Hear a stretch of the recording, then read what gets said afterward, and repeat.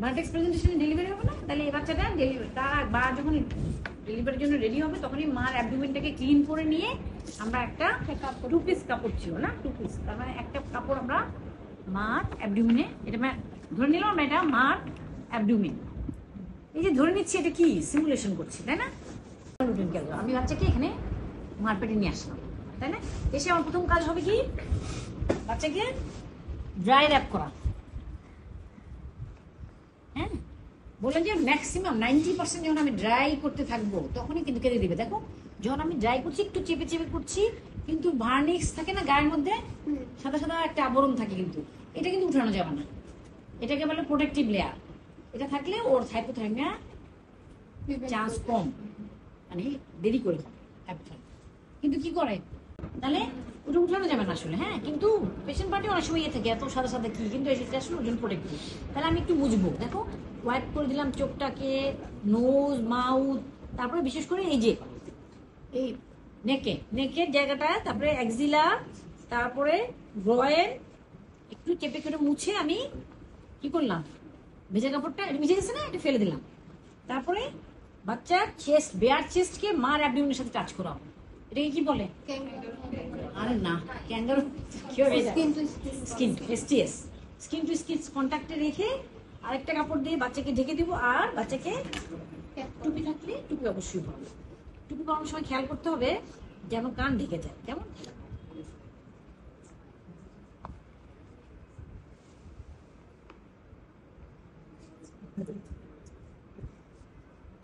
মাথা যদি বড় হয় তাহলে কি বলবো, কি অনেক অনেক বাচ্চার ওএফসি বেশি থাকে না? কত থাকে নর্মাল ওএফসি জানো নিউবর্নের? 33 থেকে 35, 35 প্লাস মাইনাস 2, ধরো 33 থেকে 37 পর্যন্ত নর্মাল। অনেকে 40 হতে পারে, সেক্ষেত্রে আমরা কি ভাবি? মেগা এনকেফালি, তাই না? মেগা এনকেফালি কেন হয়? হাইড্রোকেফালাস থাকতে পারে না, কনজেনিটাল থাকে। আচ্ছা, তাহলে টুপি পরালাম, স্কিন টু স্কিন কন্ট্যাক্টে রাখলাম। এইভাবে স্কিন টু স্কিন কন্ট্যাক্টে থাকবে কিন্তু ডেলিভারি 2 ঘন্টা পর্যন্ত। ঠিক আছে, তাহলে আমি অ্যাবডোমেশন টাচ করলাম। এখন আমি অ্যাসেস করব, কি করলাম, ড্রাই র্যাপ, তারপরে আমি কি করলাম, স্কিন টু স্কিন কন্ট্যাক্টে রাখলাম এবং অ্যাসেস করব ব্রেদিং। ও যদি কেঁদে দিয়ে থাকে তাহলে ভালো কথা, যদি না কেঁদে থাকে তাহলে আমি এখন ব্রেদিং অ্যাসেস করব। ব্রেদিং অ্যাসেস করলাম, দেখলাম যে baby is breathing quietly and regularly. শুধু কিন্তু রেসপিরেশন এস্টাবলিশ হবে না, প্রথম কাঁদলো, কাঁদার পরে বাচ্চা যতবার রেসপিরেশন নিচ্ছে ততবার পর কাঁদছে,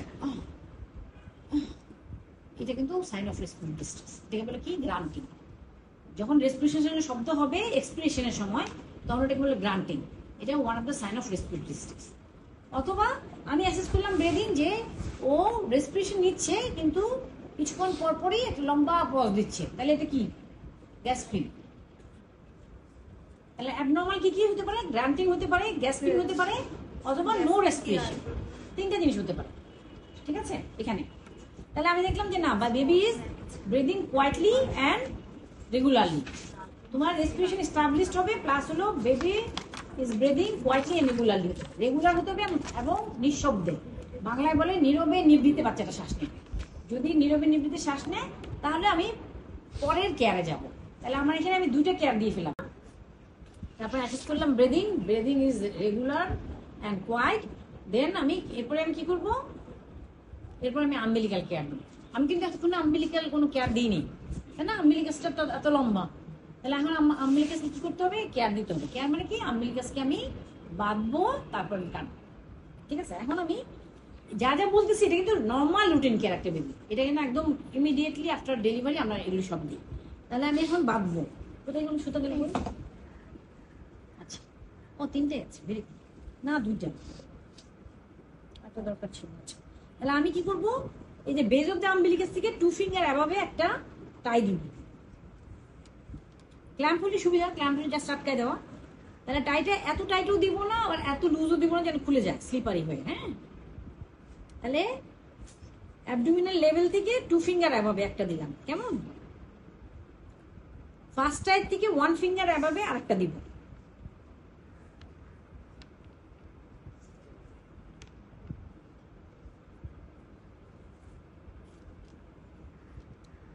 আর সেকেন্ড টাই থেকে 4 ফিঙ্গার এভাবে আরেকটা।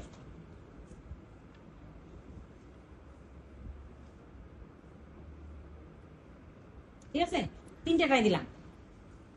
বেজ অফ দ্য আম্বিলিকাস থেকে 2 ফিঙ্গার এভাবে একটা, ফার্স্ট টাই থেকে 1 ফিঙ্গার এভাবে আরেকটা, সেকেন্ড টাই থেকে 4 ফিঙ্গার এভাবে আরেকটা। তাহলে 2 1 4 ফর্মুলাটা দেখো, 2 1 4 এ আমি টাই দিব।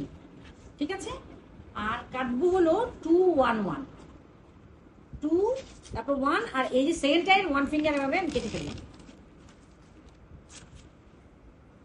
এই যে আমি কেটে ফেলছি। ঠিক আছে, কেটে ফেলার পরে আমি কি করব, কাটা শেষ হয়ে যাওয়ার মাত্রই আমাকে এই যে ক্লোরোহেক্সিজিন, দেখতে কেমন এয়ার ড্রপ অথবা নেজাল ড্রপের মতো, কিন্তু এটা এয়ারেও দেওয়া যাবে না, নেজাল নাকেও দেওয়া যাবে না। এই জন্য একদম কালার চেঞ্জ করে দিচ্ছে, ভায়োলেট কালারের। ঠিক আছে, গভর্নমেন্ট থেকে এটা এভাবে দেওয়া, সব জায়গায় সাপ্লাই আছে গভর্নমেন্ট হসপিটালে, আর বাইরেও কিনতে পাওয়া যায়, অনলি 20 বা 25 টাকা দাম। ঠিক আছে, তাহলে এটা আসবে, কিন্তু এটা ভায়োলেট কালারই হবে। আমি এখন নন টাচ টেকনিকে এভাবে ধরে বেস থেকে বা টপ থেকে নিচে পর্যন্ত দিয়ে দেব। ঠিক আছে, এটা দিয়ে তারপরে কি হবে, মাকে বলে দিতে হবে ছুটির সময় যে নাভিতে আর কিছুই লাগানো যাবে না। কি কি লাগায় নাভিতে? সরিষার তেল লাগায়, শেক দেয় ডেইলি, অথবা হেক্সিজোল ডেইলি মুছবে, কোনো দরকার নাই। ঠিক আছে, এটাতে এই যেটা দিয়ে দেয় এটা দিয়ে followed by dry pot care, then umbilical fall off. হ্যাঁ, আর কিচ্ছু অ্যাপ্লাই করা যাবে। আচ্ছা, তাহলে আম্বিলিক্যাল কেয়ার শেষ। রুটিন কেয়ার বুঝতে পারিনি, না না, একবার ওয়ান টাইম। ওই যে আমরা ডেলিভারির পরে যখন আম্বিলিকাস কাটবো তখনই যে দিব, এরপর আর না, একবার অ্যাপ্লাই সিঙ্গেল টাইম। এই একটা দিয়ে আমরা হয়তো 3-4টা বাচ্চাকে দিতে পারবো। তারপরে কি করলাম, তাহলে আমরা অ্যাসেস করলাম ব্রিদিং, ড্রাই র্যাপ করলাম, আম্বিলিক্যাল কেয়ার দিলাম, স্কিন টু স্কিন কন্ট্যাক্টে রাখলাম, বাচ্চা ব্রিদিংও অ্যাসেস করা হয়ে গেলে এখন আমি বাচ্চাকে শিফট করবো in between 2 breast, mother abdomen থেকে ব্রেস্টে নিয়ে আসলাম। এনে আমি কি করব, ইনিশিয়েশন অফ ব্রেস্ট ফিডিং কতক্ষণে, উইদিন 1 আওয়ার, 1 ঘন্টার মধ্যে ব্রেস্ট ফিডিং ইনিশিয়েট করতে। ঠিক আছে, তাহলে আমি এটা কি ডেলিভারির 1 আওয়ার পরে নাকি ওই অ্যাবডোমেন থেকে যাওয়ার 1 আওয়ার পরে? এজ এ হোল ডেলিভারির 1 hour, skin to skin contact রাখবো 2 ঘন্টা, আর ব্রেস্ট ফিডিং শুরু করবো 1 ঘন্টার মধ্যে। তাহলে আমি এখান থেকে নিলাম না, যে বাচ্চাটা ভিগোরাস স্টার্ম বেবি, সে কিন্তু এখানে গিয়েই খাওয়ার জন্য মুখ হা করতে থাকবে, বুঝছো? তো তাহলে ইন বিটুইন ব্রেস্টে যেন আমি স্কিন টু স্কিন কন্ট্যাক্ট রাখবো, তখন ব্রেস্ট ফিডিংটা এভাবে আমি জাস্ট এখান থেকে সরাই মার ব্রেস্টে দিয়ে দিলে, তখন মাকে হেল্প করতে হবে পজিশন অ্যাডজাস্টমেন্টের জন্য। মা তো একদম শুয়ে আসছে, তাহলে সেই ক্ষেত্রে আরেকজন হেল্প করে ভেবে বাচ্চাকে খাওয়াবো। ঠিক আছে, তাহলে ব্রেস্ট ফিডিং ইনিশিয়েট করবো। আর কি করবো, একটা ব্রিফ এক্সামিনেশন করে ফেলবো, কোনো মিড লাইন ডিফেক্ট আছে কিনা, থাকে না নিউবর্নের, ডিফেক্টিভ নিউবর্ন দেখেছো কত রকম কি হয়, ক্লেফ লিপ থাকতে পারে, ক্লেফ প্যালেট থাকতে পারে, তারপর কোনো এনক্যাফেলোসিল থাকতে পারে মাথার মধ্যে। ঠিক আছে, কখনো কখনো তোমার মেনিঙ্গোমাইলোসিল থাকতে পারে, একদম স্পাইন বরাবর মেনিঙ্গোসিল থাকতে পারে, এদিক দিয়ে আম্বিলিকাস থেকে একটু গ্যাস্ট্রোকাইসিস অথবা ওমফেলোসিল ডেভেলপ করতে পারে। হ্যাঁ, তারপরে ধরো জেনিটালিয়ামটা কোনো অ্যাবনর্মালিটি, অ্যাম্বিগুয়াস জেনিটাল থাকতে পারে, হাইড্রোসিল থাকতে পারে, হাইপোস্পিডিয়াস থাকতে পারে, আনডিসেন্ডিস টেস্টিস থাকতে পারে। এগুলি কিন্তু আমি ইনিশিয়াল যখন মায়ের ব্রেস্টে দিব তখন আমি এটা থরো এক্সামিন করে দেখে নিতে পারবো, পরে আমি আমার ডিটেল এক্সামিনেশন করবো, কিন্তু ইনিশিয়াল একটা এক্সামিনেশন এখানে করতে হবে। প্লাস তারপরে কি করব, তারপরে বাচ্চাকে একটা কি দিব, ওটা ট্যাগ দিব না, নেম ট্যাগ দিতে হবে কিনা, না দিলে কি হবে, হারাই যাবে। একসাথে 7টা ডেলিভারি হয়েছে, কার বাচ্চা কার, তাহলে এটা হলো ধরো বেবি অফ মর্জিনা মার, আমরা বাচ্চাকে কিন্তু 28 ডেজ পর্যন্ত সাধারণত মার নামে আমরা আইডেন্টিফাই করি। তাহলে baby of Marjina, as 1 hour, delivered at 10:45 AM, male baby. ঠিক আছে, এরকম একটা ট্যাগ দিয়ে, ওয়েট 3 কেজি ট্যাগ দিয়ে আমরা হাতে বেঁধে দেবো। আইএম দেওয়ার নিয়ম হলো বাচ্চাদের ডেল্টয়েডে না, কারণ ওদের ডেল্টয়েড মাসেল ডেভেলপ করেন, রুটি আসতেও মাসেল মাস কম। আমরা দেখবো anterior lateral aspect of the থাইয়ে আইএম ইঞ্জেকশন K1 দিব। কেন দিব, অন্য কোনো ইঞ্জেকশন দিচ্ছি না, শুধু ভিটামিন ইঞ্জেকশন দিয়ে দিচ্ছি একটা K1। কেন দিচ্ছি, কারণ কে ডিপেন্ডেন্ট কোয়াগুলেশন ফ্যাক্টর কোনগুলি? 2, 7, 9, 10 এদেরকে অ্যাক্টিভেট করার জন্য। ঠিক আছে, তাহলে লিখতে পারবো না আমরা কি কি?